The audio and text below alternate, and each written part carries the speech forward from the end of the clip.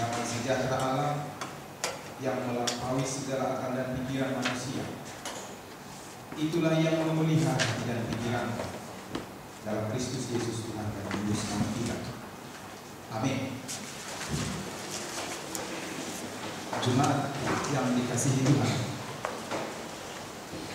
pada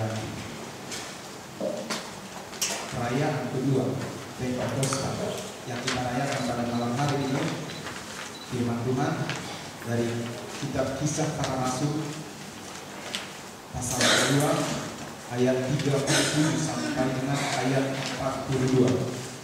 Saya akan bacakan dari Tuhan.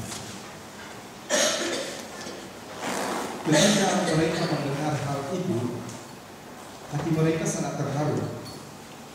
Lalu mereka bertanya kepada Petrus dan rasul-rasul yang lain, "Apakah yang harus kami perbuat, saudara-saudara?" Jawab Petrus kepada mereka, "Bertobatlah dan hendaklah kamu masing-masing memberi dirimu dibaptis dalam nama Yesus Kristus untuk pengampunan dosa. Maka kamu akan menerima karunia Roh Kudus. Sebab bagi kamulah janji itu, dan bagi anak-anakmu, dan bagi orang yang masih jauh, yaitu sebanyak yang akan dipanggil oleh Tuhan Allah kita." Dan dengan banyak perkataan lagi, ia memberi suatu kesaksian yang sungguh-sungguh, dan ia mengecam dan menasihati mereka. Katanya, "Berilah dirimu diselamatkan dari angkatan yang jahat ini." Orang-orang yang menerima perkataan itu memberi diri dibaptis, dan pada hari itu jumlah mereka bertambah kira-kira 3.000 jiwa. Mereka bertekun dalam pengajaran rasul-rasul dan dalam persekutuan, dan mereka selalu berkumpul untuk memecahkan roti dan berdoa. Jemaat yang dikasihi Tuhan, hari ini hari kedua bagi kita untuk merayakan Pentakosta. Kita rayakan pada malam hari ini.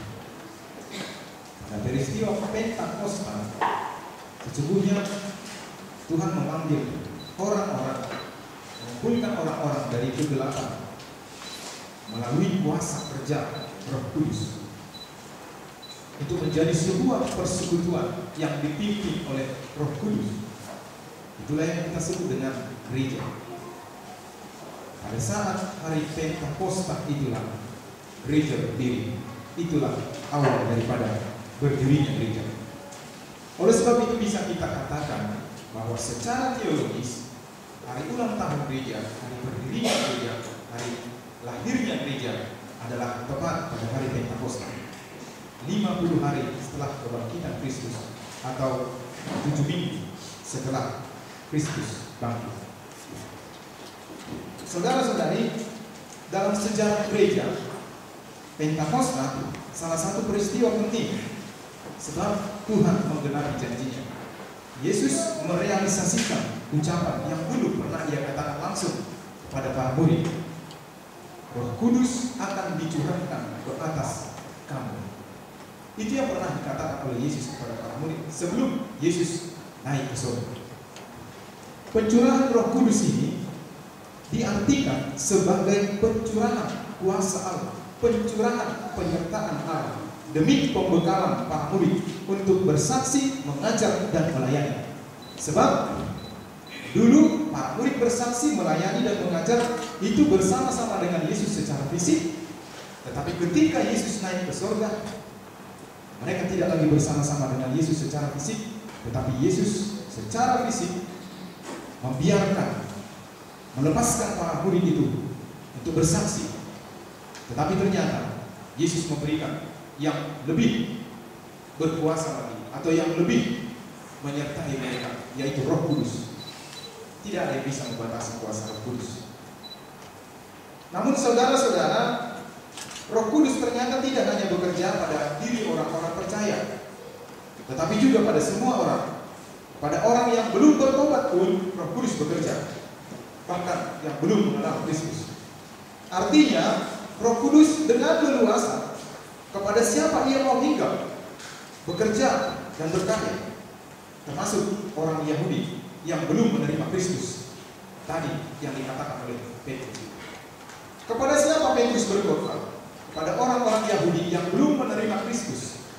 Dikatakan hampir lebih daripada 3.000 orang yang mendengarkan ucapan Petrus, khotbah Petrus, dan dipastikan oleh Lukas, penulis kitab Kisah Para Rasul ini, yang bertobat ketika itu 3.000 orang.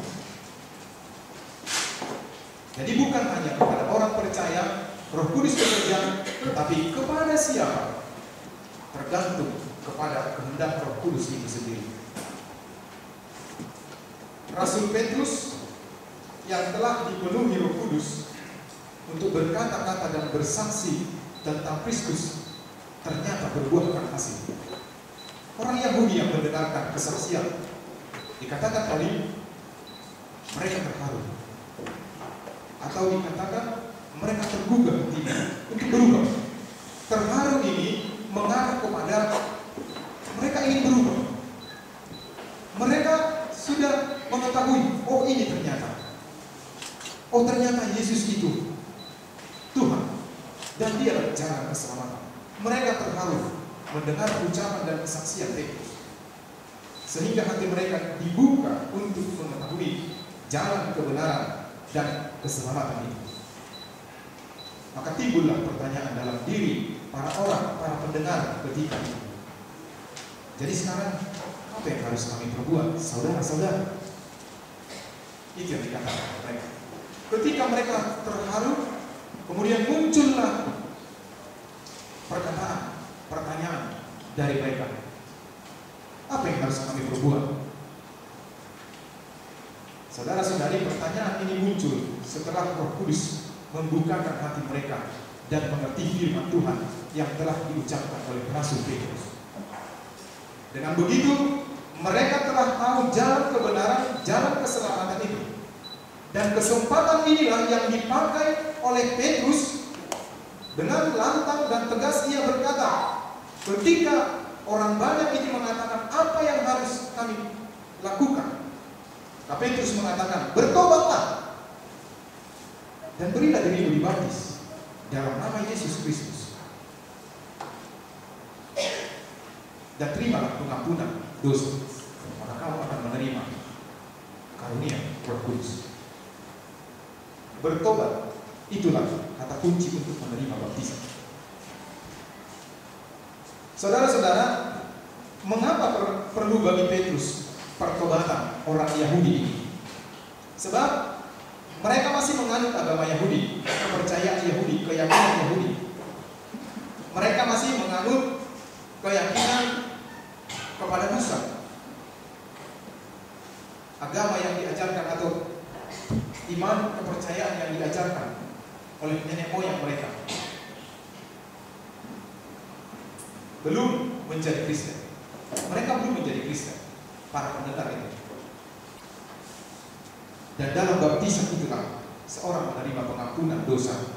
Dan saat baptisan itulah Tuhan menganugerahkan Roh Kudusnya agar beroleh hidup baru dan dipimpin oleh Roh Allah.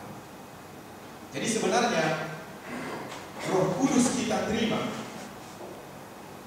itu bukan karena kita bertobat, tetapi karena kita sudah dibaptis. Justru pertobatan yang dikatakan oleh Petrus di sini adalah untuk menerima baptisan. Pertobatan bukanlah syarat menerima Roh Kudus, karena Roh Kudus itu tidak ada syarat. Roh Kudus itu datang sesuai dengan kehendaknya. Tanpa harus pertobatan pun Roh Kudus bisa datang. Tetapi pertobatan, bertobatlah dan berilah dirimu untuk dibaptis. Sesungguhnya apa yang dikatakan di sini adalah pertobatan itu untuk menerima baptisan kudus. Dan di dalam baptisan kudus, di sana Roh Kudus dicurahkan. Saudara-saudari, bila khotbah ini sampai kepada kita sekarang, sebenarnya bukan mau mengajak kita untuk bertobat dalam pengertian tadi. Sesungguhnya kita sudah bertobat. Kita tidak lagi hidup di masa lalu yang dipimpin oleh kuasa iblis dan maut. Kita sudah berada dalam pemerintahan Allah, dan itu kita terima lewat baptisan kita. Kita telah dibaptis. Itu artinya kita telah menerima, kita sudah dicurahkan Roh Kudus itu dalam hidup kita. Kita sudah dimiliki oleh Roh Kudus, atau Roh Kudus telah tinggal di dalam kita, di dalam hidup kita. Kini hidup kita telah dibawa pimpinan Roh Kudus. Itu artinya jangan lagi kita mau dipimpin oleh kuasa iblis dan dosa sehingga kita melakukan kejahatan. Jangan lagi kita mau tunduk pada keinginan daging kita sehingga menggeser kepemimpinan Roh Kudus dalam diri kita. Sebab orang yang dipimpin keinginan dagingnya, orang yang dipimpin oleh kuasa dosa dan iblis, hidupnya dipastikan akan mengalami kebinasaan dan kesia-siaan. Namun orang yang menundukkan dirinya, keinginannya, harapannya, pikirannya, atau total hidupnya akan dituntun dan dibimbing oleh Tuhan. Hidupnya akan mendapatkan pengajaran akan firman Tuhan. Dengan demikian, jalan hidupnya akan benar, perbuatannya akan berbuahkan kasih, dan pengorbanannya tidak akan sia-sia. Itulah orang yang dipimpin oleh Roh Kudus. Bahkan lebih dari itu, orang yang menjadikan hidupnya dipimpin Roh Kudus akan beroleh keselamatan dan dianugerahi kehidupan yang kekal. Bapak, Ibu, dan saudara-saudari, ketika Tuhan memberikan Roh Kudus bagi kita, ini juga menjadi tanda sekaligus bukti bahwa Allah tidak meninggalkan para murid. Allah tidak meninggalkan kita hidup sendiri di dunia ini, meskipun Dia harus naik ke surga. Naik ke surga itu bukan berarti Yesus telah meninggalkan kita, tetapi ini menjadi tanda dan sekaligus bukti bahwa Tuhan beserta dengan kita. Bahkan Roh Kudus adalah jaminan yang Allah berikan kepada kita. Seandainya kita meminta bukti kepada Tuhan, maka Roh Kudus itulah buktinya bahwa Tuhan tidak meninggalkan umat percaya, orang percaya di dunia. Tetapi Tuhan memberikan pendamping yang setia, yaitu Roh Kudus. Bukan hanya mendampingi hidup kita, menjalani kehidupan kita, bahkan berdoa pun kita harus didampingi. Di saat kita tidak sanggup mengeluhkan keluhan kita kepada Tuhan, pendamping kita, Roh Kudus itu membantu kita untuk menyampaikannya kepada Tuhan, sehingga kita bisa kuat menghadapi cobaan hidup. Oleh sebab itu, bila Roh Kudus itu menjadi jaminan bahwa Tuhan tidak meninggalkan kita, maka tidak ada yang perlu ditakutkan, tidak ada yang perlu dikhawatirkan, tidak ada yang perlu dicemaskan. Untuk hari esok juga, asal saja kita beriman kepadanya, hidup kita akan dituntutnya. Mazmur telah membuktikan itu. Dia mengatakan seperti ini: serahkanlah hidupmu kepada Tuhan dan percayalah kepadanya, Dia akan bertindak. Inilah pengalaman hidup rohani dari seorang pemazmur. Dia telah meyakini menyerahkan hidup kepada Tuhan itu sama dengan menundukkan hidup kepada pimpinan Roh Kudus, supaya Roh Kudus yang bertindak. Apa yang mau kita lakukan, apa yang mau kita katakan, apa yang mau kita cari, apa yang kita inginkan, apa yang kita rindukan, Roh Kudus akan bertindak kalau kita menyerahkan hidup kita kepada-Nya. Sikap ini juga dimiliki Rasul Paulus. Dia tidak takut, dia tidak khawatir, dia tidak cemas. Sekalipun dia berada dalam penjara, justru dia bersukacita. Dan puncak imannya mengatakan, bagiku hidup adalah Kristus dan mati adalah keuntungan. Jadi prinsip hidup seperti ini tidak ada lagi yang ditakutkan. Hidup untuk Kristus. Kalau kita hidup untuk Kristus, tidak ada yang bisa melawan kita. Dan kalau saya harus mati, dan kalau aku harus mati, kata Paulus, itu adalah keuntungan. Maka aku akan bertemu dengan Tuhan yang memberi keselamatan. Kenapa kedua hamba ini sanggup karena mereka memberi diri untuk dipimpin Roh Kudus. Jadi sesungguhnya Roh Kudus, pemberian Tuhan itu menjadi tanda bahwa orang yang sungguh-sungguh percaya kepada Kristus bukanlah orang-orang yang lemah. Orang yang percaya kepada Roh Kudus sesungguhnya bukanlah orang-orang yang tidak berdaya. Justru sebaliknya, orang percaya memiliki kekuatan atau kuasa yang dahsyat yang tidak dimiliki oleh kuasa lain dan tidak kita dapatkan dari dunia ini atau dari kuasa apapun. Inilah keistimewaan kita sebagai orang percaya. Tuhan tidak memberikan yang biasa-biasa, tetapi Tuhan memberikan yang luar biasa. Kekuatan dunia ini biasa, kekuatan kuasa di dunia ini biasa, tetapi bukan itu yang diberikan oleh Tuhan. Tetapi Dia memberikan kekuatan yang luar biasa, yaitu Roh Kudus. Itu adalah kekuatan kita yang cukup luar biasa. Dia tidak hanya menyanggupkan kita secara fisik, tapi juga secara psikis, kejiwaan, bahkan roh.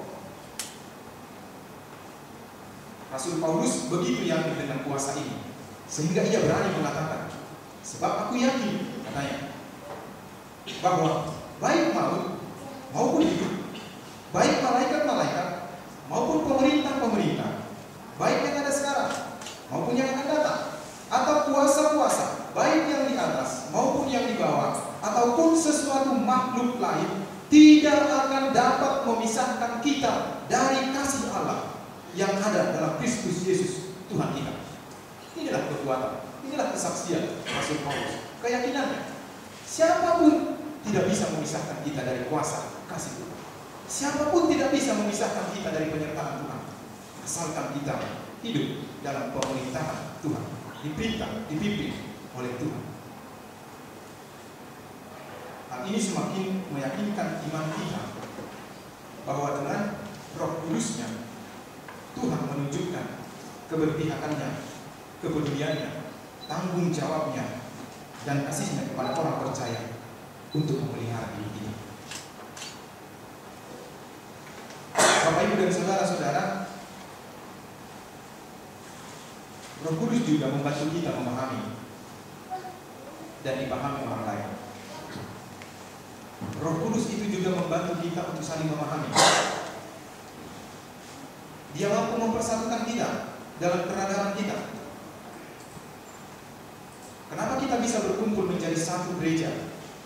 Karena Roh Kudus membantu kita untuk menerima orang lain, memahami orang lain, dipahami oleh orang lain. Seandainya Roh Kudus tidak bekerja dengan cara seperti itu, tidak mungkin kita bersatu, bertemu di gereja ini.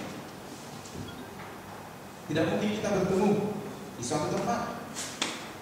Tapi karena Roh Kudus bekerja, Dia memberi pemahaman bagi kita. Roh Kudus juga menghimpun orang-orang percaya pada Yesus menjadi gereja atau persekutuan kudus. Bahkan Dia yang menetapkan dan menguduskan kita sebagai gereja. Kalau dikatakan gereja ini adalah rumah kudus, sebenarnya bukan karena bangunannya yang kudus, tetapi karena dikuduskan oleh Tuhan itu sendiri. Kalaupun kita disebut adalah orang-orang kudus, orang-orang suci, sesungguhnya bukan dari dalam diri kita adalah kudus. Justru kita adalah orang-orang yang cemar, berdosa. Tetapi karena Tuhan menguduskan kita, sehingga kita jadi kudus. Roh Kudus juga membimbing kita memelihara hidup, saling berbagi dan saling memperhatikan satu sama lain. Kita lihat tadi dalam pembacaan firman Tuhan, orang yang bertobat itu, yang diberi diri untuk dibaptis itu 3.000 orang, bahkan bertambah-tambah. Mereka hidup dalam persekutuan doa, mereka saling memecahkan roti. Ini adalah buah kerja Roh Kudus. Mereka saling membagi, saling berbagi, saling membantu, saling memberi. Tidak ada orang yang mementingkan dirinya sendiri. Inilah yang disebut dengan hidup komunio itu, atau hidup komunis dalam arti positif. Komunio, hidup dalam satu persekutuan.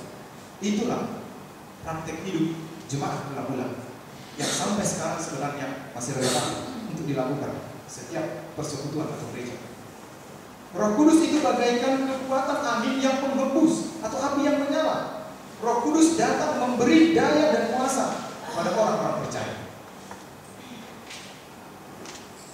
kalau kita melihat kenyataan yang kita hadapi di dunia ini sebagai gereja atau sebagai orang percaya, begitu besar tantangan yang harus kita hadapi. Namun Roh Kuduslah yang memampukan kita bertahan dalam penderitaan dan pergumulan ini. Roh Kuduslah yang menguatkan kita bersaksi dan melayani, memberdayakan kita berkarya lewat praktik kasih dan kebajikan.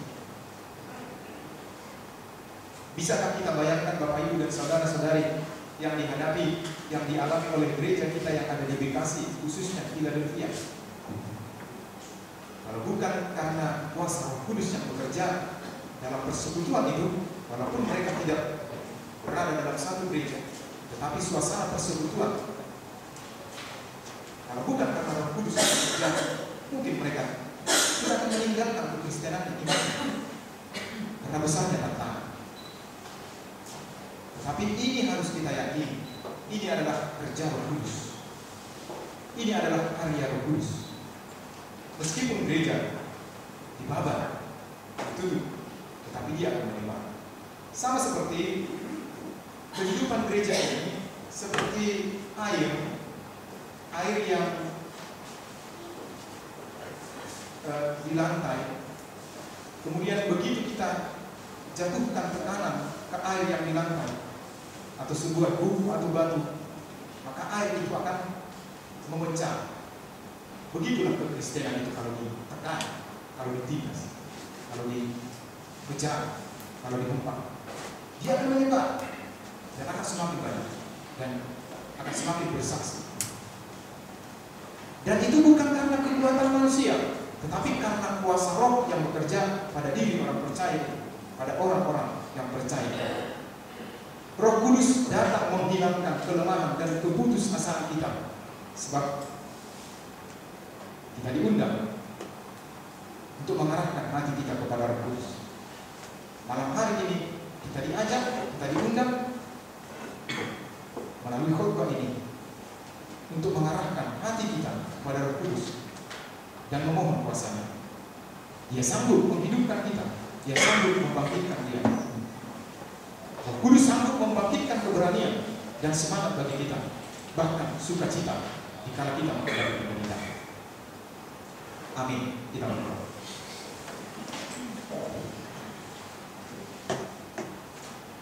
Kami bersyukur kepada Tuhan. Kau berikan waktu bagi kami untuk bersukacita merayakan Pentakosta. Kini melalui khotbah kami diajak oleh firman untuk dipimpin oleh Roh Kudus,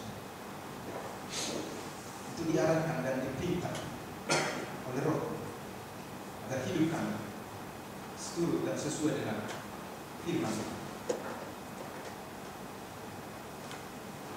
Keyakinan kami digugah Tuhan,